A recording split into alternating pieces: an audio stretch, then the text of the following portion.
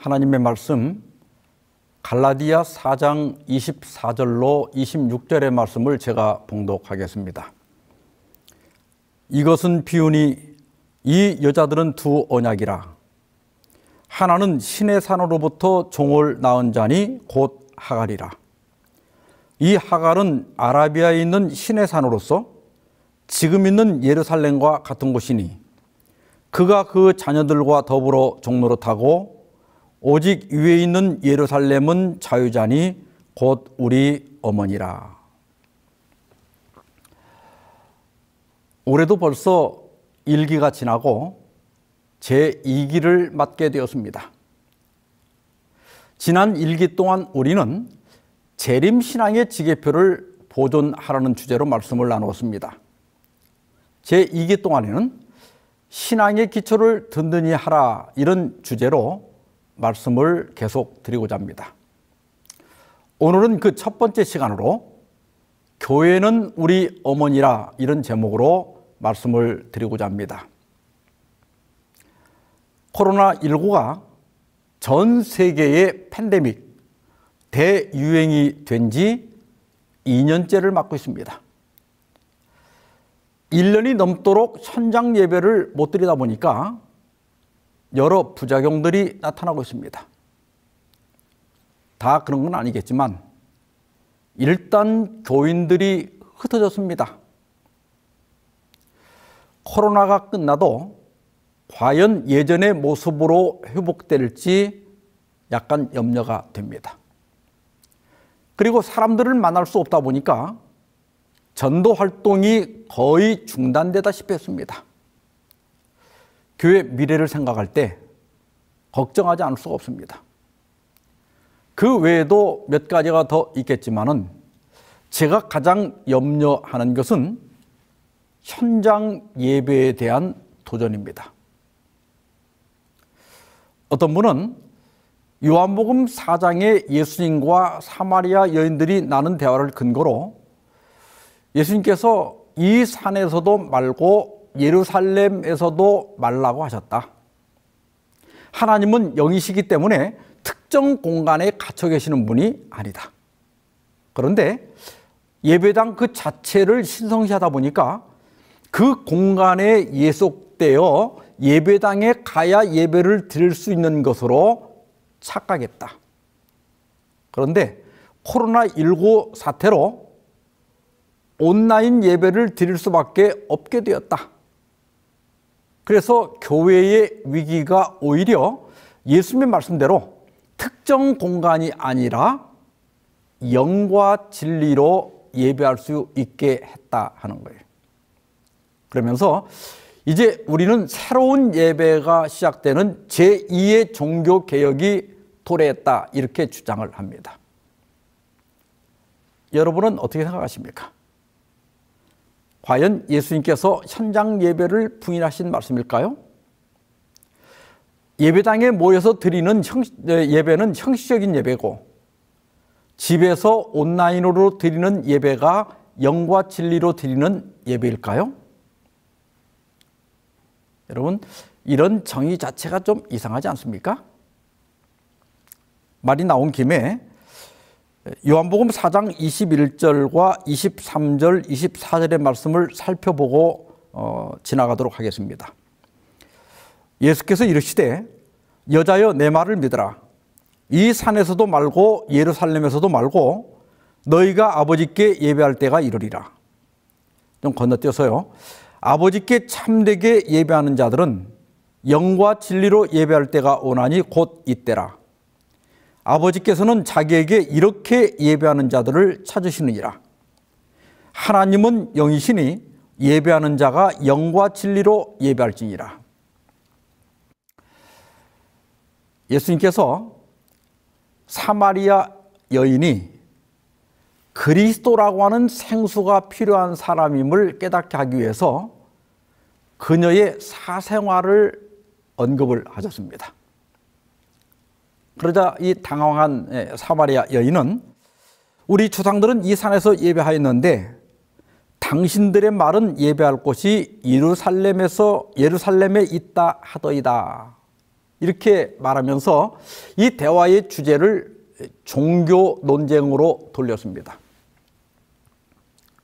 이에 대하여 예수님께서는 이 산에서도 말고 예루살렘도 아니다 이렇게 말씀하신 거예요.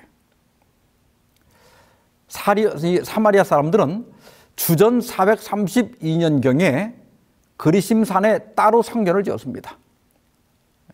그들이 그렇게 한 이유는 주전 537년에 고레스의 석방령이 내리고 바벨론에서 돌아온 유대인들이 예루살렘 성전을 재건하기 시작했습니다. 그때 북쪽에 살던 사마리아 사람들이 우리도 같이 짓자고 제안을 했지만 유대인들은 단호히 거절했습니다. 70년 포로 생활을 하면서 유대인들은 자신들이 이렇게 된 것은 하나님의 계명에 불순종하고 특별히 우상을 숭배했기 때문이라고 하는 것을 뼈저리게 느꼈습니다. 따라서 거의 이교화되어 있는 그 사마리아 사람들과 같이 성전을 짓고 같이 예배 드릴 수가 없었던 거예요. 그러자 성질이 난 사마리아 사람들이 따로 성전을 지은 거예요. 이렇게 해서 여러분들이 지도에서 보는 것처럼 예루살렘과 세겜의 그 그리심산에 두 개의 성전이 존재하게 되었고 진짜 성전이 어디냐는 논쟁이 계속되어 왔던 것입니다. 예수님께서 이 산에서도 말고 예루살렘에서도 말고 이렇게 말씀하셨는데 이 말씀은 이제는 하나님을 예배하는 일이 유대나 사마리아 등과 같은 특정 지역에 제한되지 않을 것을 의미하는 거예요. 다시 말하면 표상과 의식적 성전 예배가 폐지되고 이제는 전 세계에서 만민이 참여하는 새로운 방식의 예배가 시작될 것을 말씀하고 있는 겁니다. 그리고 23절에 아버지께 참되게 예배하는 자들은 영과 진리로 예배할 때가 오나니 곧 이때라 이렇게 말씀하셨어요. 근데 여러분, 영과 진리로 예배하는 것이 뭘까요? 24절에 보면 그 의미를 정확하게 알 수 있는데요. 하나님은 영이시니 예배하는 자가 영과 진리로 예배할지니라 그랬습니다. 하나님은 영이시다. 이 말은 영은 물질의 반대지요. 그러니까 하나님은 돌이나 나무로 만든 우상과 다른 분이시다. 그분은 인격을 가지고 계시고 감정을 가지고 계신다. 그래서 하나님은 영과 진리로 예배하는 자들을 찾으신다. 여기 영으로 이 말은 헬라어로 푸누마인데 바람, 호흡 이런 것도 의미하지만 전이된 의미로 상호간의 관계에서 오가는 영을 가리킵니다. 우리식으로 표현하면 마음이 오가는 것을 의미하는 거예요. 진리로 이 말은 참되게 진심으로 이런 뜻입니다. 하나님께서는 우리가 우상을 섬기는 것처럼 형식화된 예배가 아니라 마음이 오가고 참되게 진심으로 예배드리는 자들을 찾으신다는 거예요. 그러시면서 이때라 이렇게 말씀하셨습니다. 내가 다시는 목마르지 않을 생수를 구하고 있고 내가 너에게 그런 생수를 주고 있는 지금이, 이것이 하나님께서 찾으시는 참된 예배다 이런 뜻입니다. 그러니까 예수님의 말씀의 본질은 현장 예배냐 온라인 예배냐 이것이 아니라 어디서 예배를 드리든 그 예배하는 태도가 중요하다고 하는 거예요. 제가 어렸을 때 아침 가정예배 시간이 되면 저희 부친께서 예배 보자 하고 가족들을 부르셨습니다. 또 교회를 갈 때 누가 어디 가냐 이렇게 물으면 예배 보러 갑니다 그랬어요. 근데 어떤 분은 예배를 드린다고 해야지 본다고 하면 안 된다 이렇게 지적하십니다.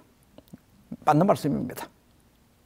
그런데 이런 용어 차이로 논쟁은 하지 않기를 바랍니다. 보통 말로는 보러 간다 이렇게 해도 마음으로는 드리러 갑니다. 그런데 이 본다와 드린다의 차이는 좀 생각해 볼 필요가 있습니다. 보통 음악회나 무슨 연극은 보러 가는 거죠. 이런 경우에는 관객인 내가 만족했는가가 중요합니다. 그러나 예배는 하나님께 드리러 가는 거예요. 따라서 우리는 예배자고 하나님께서는 받으시는 분입니다. 이게 하나님께서 관객이 되시는 거예요. 그러므로 등단하는 분들도 준비를 잘 해야지만 예배자가 더 준비를 잘해야 됩니다. 하나님께 신뢰가 안 되도록 좀 복장도 단정히 하고 또 머리도 좀 단정히 하고 하나님을 경외하는 마음으로 예배당에 앉아서 졸거나 또 다른 거 하지 말고 마음을 다해서 진심으로 예배를 드려야 됩니다. 그러므로 우리가 예배가 끝난 다음에 물어야 할 것은 내가 무엇을 얻었는가가 아니라 하나님께 무엇을 드렸는가를 물어야 합니다. 나는 오늘 진심으로 예배를 드렸는가? 나는 정성으로 드렸는가? 열정을 다해 드렸는가? 물어야 합니다. 또한 내가 기뻐하였는가가 아니라 하나님이 기뻐하셨는가를 물어야 합니다. 예배 관객은 그 예배를 받는 분은 내가 아니라 하나님이시기 때문입니다. 하나님께서는 이렇게 예배하는 자들을 찾고 계신다는 거예요.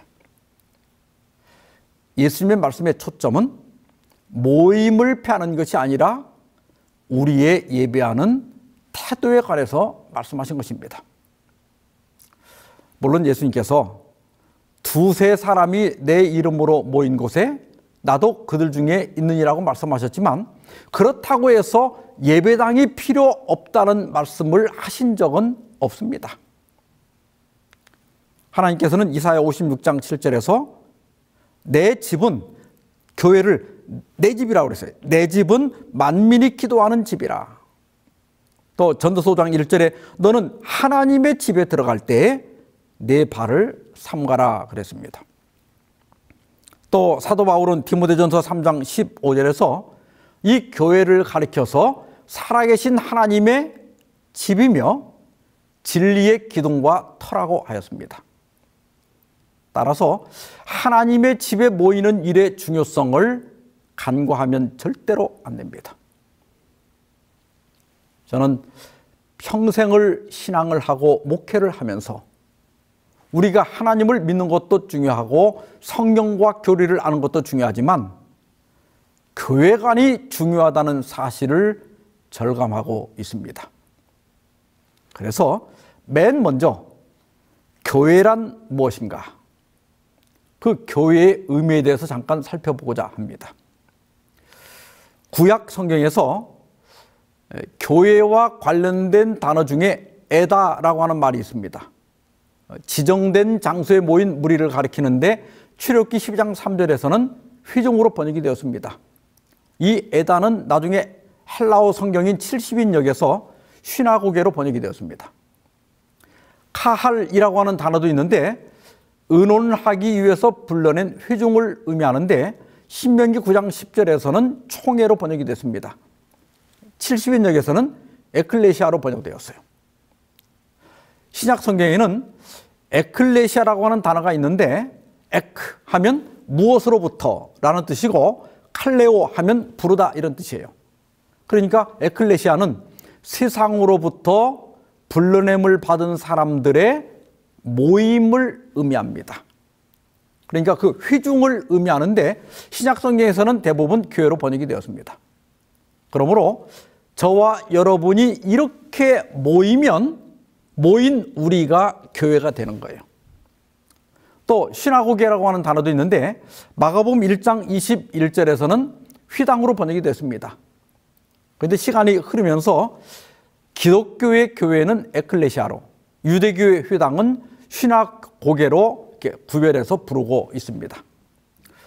우리말로 정리하면 예배하기 위해서 모이는 건물은 예배당이고, 예배를 드리기 위해서 모인 우리가 교회가 되는 거예요. 그리고 도표에서 보시는 것처럼 이 교회를 은유적으로 그리스도의 몸, 또 하나님의 밭, 또 하나님의 집, 성전, 그리스도의 신부, 또 위에 있는 예루살렘, 우리 어머니, 또 진리의 기둥과 터, 이런 것으로 묘사하기도 합니다. 두 번째로, 재림교회는 어떤 교회인가? 이 세상에는 많은 교회들이 있습니다. 세계적으로 4만 8천 개의 교단이 있고 575만 개 이상의 교회가 있다고 합니다. 우리나라는 어떨까요? 우리나라도 교단 수가 374개나 되고 개신교회 수가 8만 3천 개나 된다고 합니다. 이 많은 교회 중에서 어떤 교회를 선택해야 할까요? 왜 우리는 재림교인이 되어야 합니까? 이것은 우리 신앙생활에서 매우 중요합니다. 대부분의 신도들은 올바른 교양을 가지고 평생 흔들림 없이 신앙을 잘 하고 계십니다. 그런데 어떤 분은 안타깝게도 교회를 떠나는 분들이 있어요. 어떤 분들은 신앙은 어떻게 유지를 하는데 확실한 재림교인이 되지를 못하고 주변을 맴도는 분들도 계십니다. 왜 그럴까요? 아마 여러 요인이 있을 거예요. 아예 믿음을 잃어버려서 그럴 수도 있고, 또 어떤 교리적 회의 때문에 그럴 수도 있습니다. 또 어떤 분은 사람이나 조직에 대한 실망이나 상처 때문에 그럴 수도 있습니다. 그래서 여러분, 교회관이 중요합니다.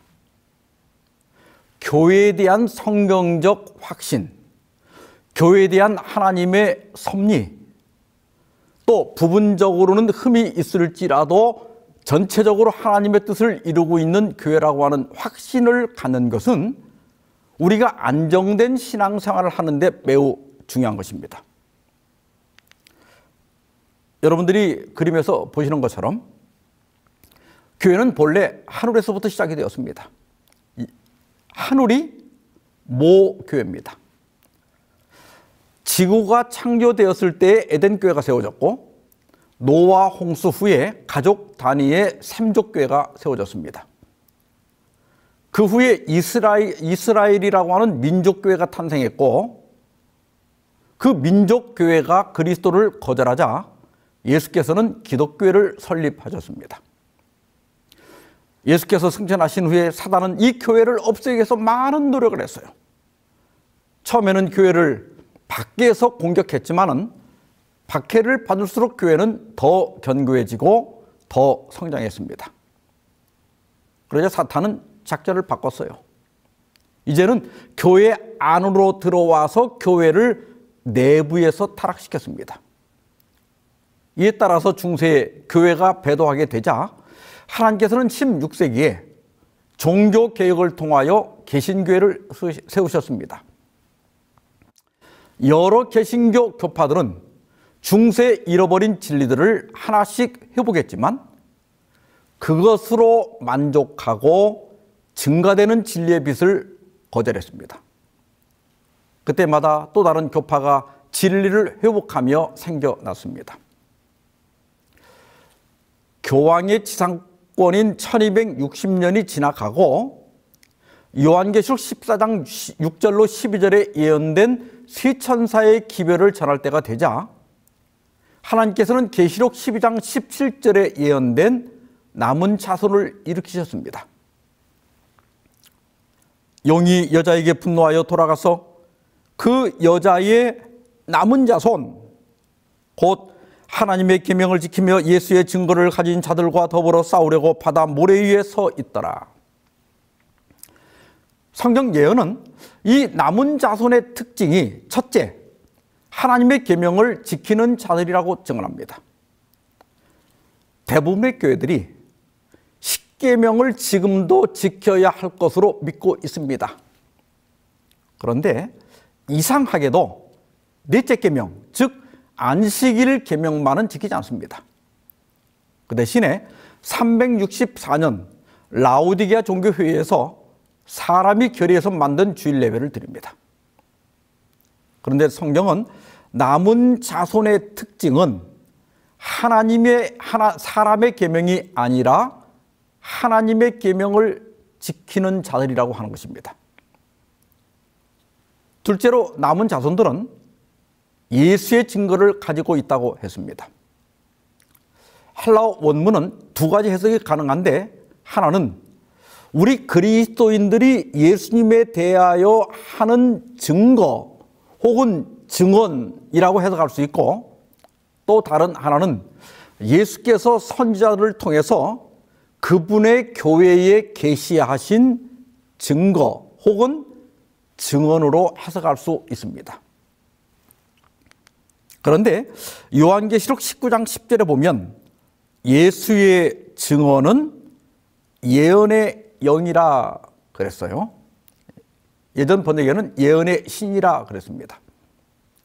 따라서 두 번째 해석이 더 적합합니다. 다시 설명을 드리면 남은 자손이 누구냐? 예수께서 예언의 영, 곧 성령을 통해 선지자에게 계시하신 증거 혹은 증언을 가지고 있는 자들이라고 하는 것입니다. 이 문제는 나중에 따로 떼어서 자세히 말씀을 드리고자 합니다. 우리는 겸손하게 우리가 속한 재림교회가 이 두 가지 특성을 가지고 있는 유일한 교회라고 믿습니다.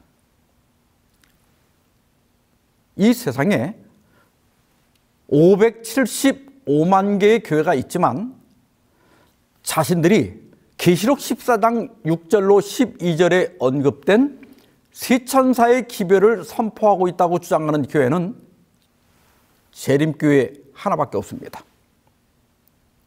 또한 재림교회를 제외하고 다른 어떤 교회도 요한계시록 12장에 예언된 역사적 과정을 통해서 설립되고 17절에 묘사된 남은 교회, 남은 자손의 특징을 모두 가지고 있는 교회가 없습니다. 그렇다고 해서 우리만 하나님의 참된 자녀이며 우리만 구원받을 수 있다고 믿지는 않습니다. 모든 교파 안에는 자신들에게 부여된 빚에 따라 온전한 신앙생활을 하고 있는 잠재적 남은 자손들이 있다고 믿습니다. 우리는 마지막 시금석이 되는 진리를 세상에 선포함으로 온 세상에 흩어져 있는 하나님의 백성들을 요한계시록 12장 17절에 예시된 그 집단으로 이끌어 드릴 엄숙한 사명과 즐거운 특권을 가진 백성임을 믿습니다. 이것은 단순한 신조가 아닙니다. 이것은 단순한 신앙 고백이 아닙니다. 우리의 존재는 우리가 만든 것이 아니고 성경의 예언을 따라 하나님의 섭리로 설립된 운명적 교회입니다. 나는 내가 재림교인으로 태어난 것을 감사합니다. 나는 나의 부모와 내 아내와 내 아들과 내 딸이 재림교인인 것을 감사합니다. 나는 이 설교를 듣고 있는 여러분이 나와 함께 재림교인인 것을 감사합니다. 또한 나는 앞으로 이 남은 자손의 대열에 합류할 신실한 믿음을 가진 여러분을 인하여 기뻐하고 감사합니다. 세 번째로 교회의 중요한 기능이 무엇인가에 대해서 말씀을 드리고자 합니다. 기본교리 28에서는 교회 기능을 예배와 권면, 그리스도인 교제, 또 성경 말씀을 가르침, 거룩한 예식들을 거행함, 전 세계적인 복음의 선포라고 정의하고 있습니다. 이것들이 우리가 모일 때마다 수행해야 할 기능들입니다. 그런데 이런 기능들을 잘 수행하기 위한 세 가지 기둥들이 있습니다. 첫째는 모이는 교회입니다. 사도행전 2장 46절에 보면 날마다 마음을 같이하여 성전에 모이기를 힘쓰고 집에서 떡을 떼며 기쁨과 순전한 마음으로 음식을 먹고 그랬어요. 초대교인들은 날마다 성전에 모였습니다. 그런데 왜 그들이 성전으로 갔을까요? 초대교인들은 기독교가 유대교에서 이탈한 것이 아니라 오히려 그것을 완성한 것으로 생각했기 때문에 성전에 가서 예배를 드린 거예요. 그리고 그 당시에 이스라엘 사람들은 누구나 성전뜰에 들어갈 수가 있었습니다. 그러나 얼마 후에 기독교가 불법화되면서 기독교인들의 출입이 금지됩니다. 뿐만 아니라 그들은 성전 예배가 끝난 후에 그냥 흩어지지 않고 몇 가정별로 혹은 구역별로 성도의 집에 모여서 음식을 나누며 교제를 나눴습니다. 그래서 여러분, 이 교회의 중요한 기능 중에 하나는 모이는 것입니다. 아까 그 앞에서 교회의 정의가 무엇이었죠? 세상으로부터 불러냄을 받은 사람들의 뭐라고 그랬죠? 모임입니다. 그래서 여러분, 모여야 교회가 됩니다. 그래서 성경은 교회를 몸과 지체로 설명하고 있습니다. 골로새서 1장 16절에서 예수께서는 교회의 머리가 되신다고 말씀하셨고, 에베소서 1장 23절에서는 교회는 그리스도의 몸이라고 했습니다. 그리고 에베소서 5장 30절에서 우리는 그 몸의 지체라고 했습니다. 그래서 우리는 모여야 합니다. 몸에서 분리된 지체가 혼자 살 수 없는 것처럼 교회에서 분리된 개인이 정상적인 신앙생활을 하기는 어렵습니다. 그래서 교육 268페이지에 보면 그리스도는 머리요 교회는 몸이다. 그러므로 그리스도와 관련을 맺는 것은 그리스도의 교회와 관련을 맺는 것을 의미한다 그랬어요. 요즘 가난한 교인, 신앙은 하지만은 안 나가, 교회를 나가지 않는 교인들이 늘고 있다고 하는데 올바른 신앙 태도는 아닙니다. 그리스도와 관련을 맺는 것은 교회와 관련을 맺는 것을 의미한다. 이 말씀을 기억하시기 바랍니다. 그래서 히브리 10장 25절에 모이기를 패하는 어떤 사람들의 습관과 같이 하지 말고 오직 권하여 그날이 가까움을 볼수록 더욱 그리하자 그랬습니다. 뭘 그리하자는 거예요? 재림의 날이 가까울수록 더 자주 모이라는 것입니다. 히브리서가 기록된 63년경에도 모이기를 패하는 사람들, 즉 소홀히 하는 사람들이 있었어요. 당시 정치적 상황을 고려하면 정부의 박해 때문에 처벌받는 것이 두려워서 모임에 나가지 않았을 수도 있고, 또 모이는 것 자체를 싫어해서 소홀히 했을 수도 있습니다. 히브리 기자는 그렇게 하지 말고 재림의 날이 다가올수록 더 모이자고 권고하고 있습니다. 이러한 권고는 이제는 각자 온라인으로 예배를 드릴 때가 왔다는 주장을 정면으로 반박하고 있습니다. 물론 우리가 설교는 지금처럼 온라인으로 들을 수 있어요. 그러나 모일 수만 있다면 모여야 합니다. 실물교훈 70페이지 보면 성령은 온 세상의 편만에 계셔서 어디서나 사람들의 마음을 감동시키고 계신다. 그러나 우리가 하나님의 곳간에 거두어 들여질 만큼 잘하고 익어가야 할 곳은 교회이다 그랬어요. 집에서 혼자 예배를 드리면 마음 상할 일도 없고, 식사 당번을 해라, 청소를 해라, 전도를 해라, 이렇게 귀찮게 하는 일도 없고 또 어떻게 생각하면 편하고 좋을지도 모릅니다. 그러나 그런 신앙생활을 통하여 신앙이 정상적으로 성장하기는 매우 어렵습니다. 우리가 이게 운동을 할 때도요, 혼자 하는 것보다는 누군가 같이 하는 사람이 있어야 꾸준히 할 수 있는 거예요. 저도 작년에 거리 두기가 강화될 때마다 집에서 가족들과 예배를 드렸습니다. 확실히 시간적 여유도 있고 편하긴 했어요. 그러나 영과 진리로 드리는 예배는 확실히 구별된 장소에서 드리는 현장 예배가 낫다는 확신이 들었습니다. 함께 모여서 지지고 볶고 속도 좀 상하고 다투고 해야 정도 들고 또 자기 품성에 모난 점도 발견하게 되고 또 고칠 수도 있게 되는 거예요. 그리고 교회 활동에 참여하고 직분도 맡고 봉사도 하고 하면서 신앙도 자라고 역량도 커지고 사람도 익어가는 거예요.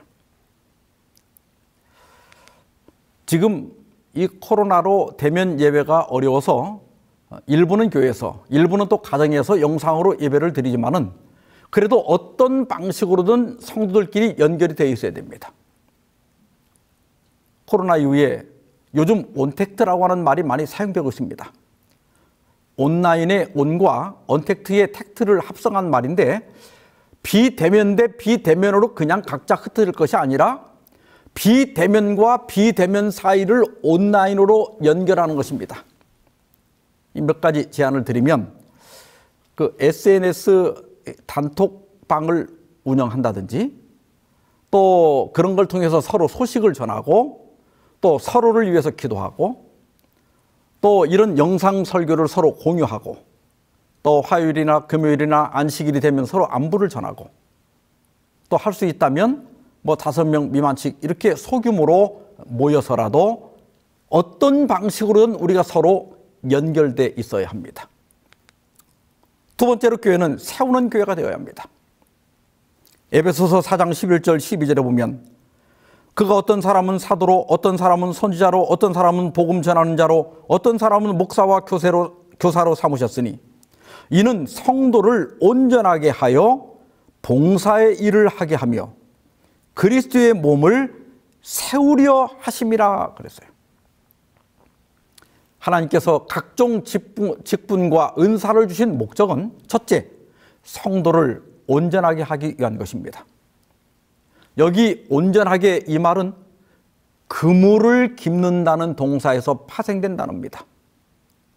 따라서 직분을 맡은 분들은 성도를 기워서 연합시키는 사람이 되어야 됩니다. 두 번째로 봉사일, 이것은 섬기는 일이에요. 이 세상의 직분은 높은 직분을 가진 사람이 낮은 사람을 부리지만 하나님의 나라는 반대입니다. 직분이 높을수록 더욱 섬기는 자가 되어야 합니다. 세 번째로 그리스도의 몸, 즉 교회를 세우기 위함이다. 교회를 헐면 안 됩니다. 자꾸 부정적인 말을 하거나 또 문제가 생겼을 때도 그 문제를 부각시키면 안 됩니다. 덮어주고 다독이고 또 서로 화합하는 방식으로 문제를 풀어가야 합니다. 세 번째로는 흩어지는 교회가 되어야 됩니다. 마가복음 16장 15절에서 또 이르시되 너희는 온 천하에 다니며 만민에게 복음을 전파하라고 말씀하셨습니다. 우리는 하나님께 예배를 드리기 위해서 하나님의 집에 모여야 하지만 또 흩어져야 됩니다. 이것은 복음을 전하기 위해서입니다. 전도를 멈춘 교회는 죽은 교회입니다. 교회는 끊임없이 전도하고 영혼들을 불러 모아야 합니다. 누가복음 14장 23절에 주인이 종에게 이르되 길과 산울가로 가서 나가서 사람을 강권하여 데려다가 내 집을 채우라 이렇게 명령합니다. 그리스도께서는 우리가 밖으로 나가서 사람들을 강권하여 데려오기를 원하십니다. 코로나19로 인한 비상시기라 하더라도 우리는 어떤 방법으로든 복음을 전하기 위해서 최선의 노력을 해야 합니다.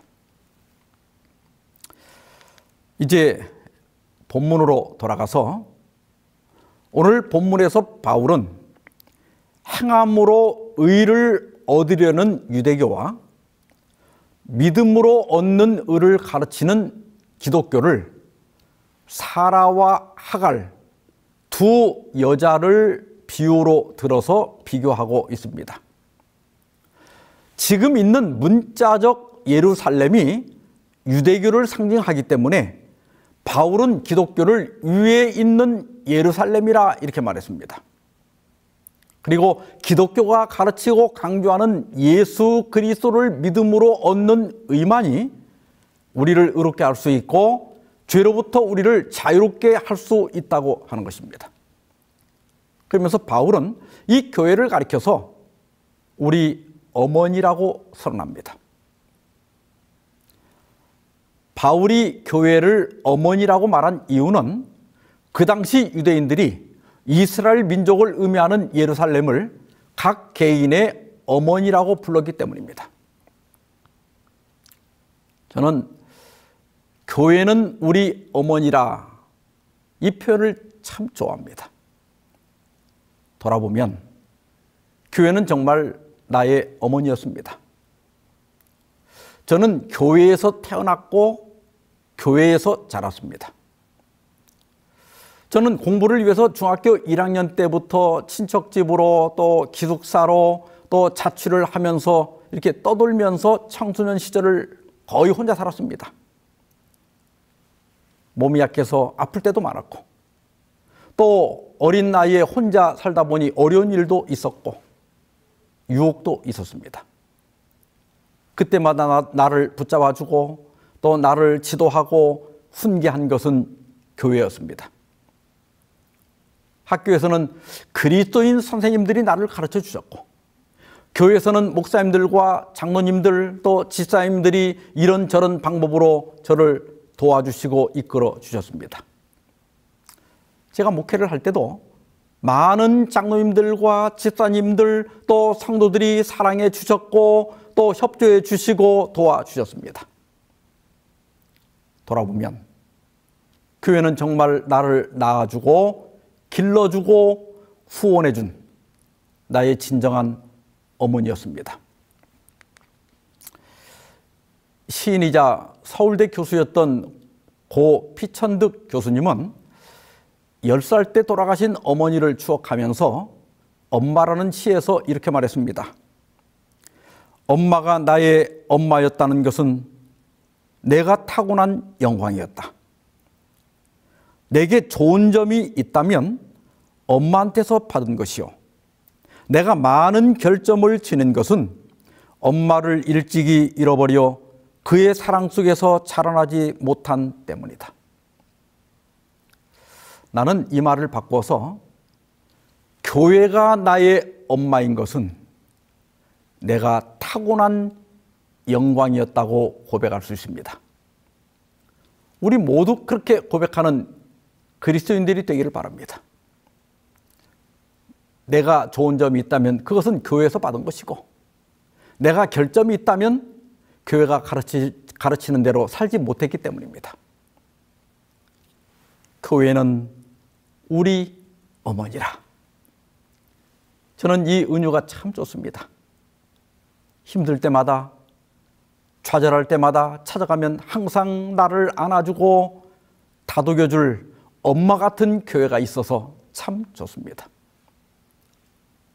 사도 바울은 사도행전 20장 28절에서 이 교회를 가리켜서 하나님이 자기 피로 사신 교회라 했어요.